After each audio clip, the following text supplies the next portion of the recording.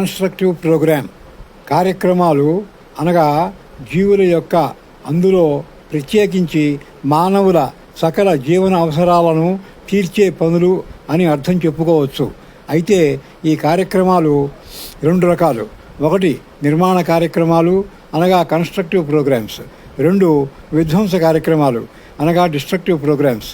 ఒకటి నిర్మాణ కార్యక్రమాలు అనగా సహజము మరియు వ్యవస్థపరమైన అనగా సహజానికి అనుకూలమైన అసహజపు పనులు.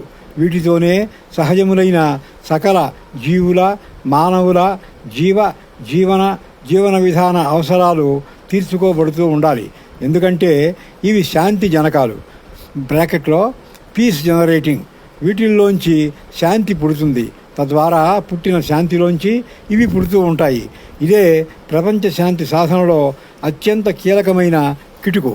ఇక రెండవవి విధ్వంస కార్యక్రమాలు అనగా సహజము మరియు అవ్యవస్థపరమైన అనగా సహజానికి వ్యతిరేకమైన అసహజపు పనులు అనగా నిర్జీవ యాంత్రిక శాస్త్ర సాంకేతికపు పనులు. వీటితో సహజములైన సకల జీవుల మానవుల జీవన విధాన అవసరాలు తీర్చుకోబడుతూ ఉంటే అశాంతి నిప్పు ప్రబలుతుంది.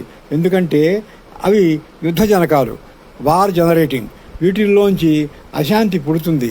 అశాంతి అంటే అదే యుద్ధం, అసంతృప్తి, నిప్పు, వేడి, ఘర్షణ వగైరా. వీటిల్లోంచి ఈ అశాంతిలోంచి ఇవి పుడుతూ ఉంటాయి. ఇవే వ్యక్తుల మధ్య, ప్రభుత్వాల మధ్య, దేశాల మధ్య, రాజ్యాల మధ్య ఘర్షణకి, తగువులకి, తేడాలకి వెరసి మొత్తం ప్రపంచ యుద్ధాలకి మూల కారణం. ప్రస్తుతం కుక్క పని గాడిద, గాడిద పని కుక్క చేసినట్టు అసహజములైన నిర్జీవ యాంత్రిక శాస్త్ర సాంకేతికములచే నిర్మాణ కార్యక్రమాలు చేయబడుతున్నాయి.